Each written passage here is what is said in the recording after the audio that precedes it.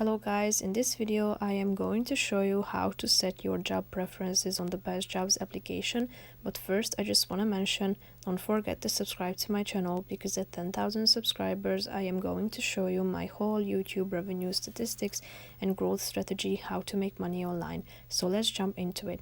First of all, open the application on your device. Then you should tap on the menu settings that you can find on the upper right corner of the screen. Click on your CV completion. Then scroll down till you find this section saying job type preferences. Click on it. Now you are ready to select the ones that you prefer.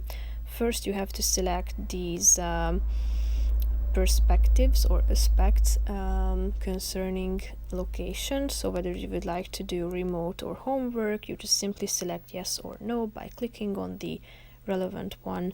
On company premises, field work, business trips available for relocation. Now if you scroll down, you can select the ones concerning time and pay, full-time employment, part-time employment, or specialist.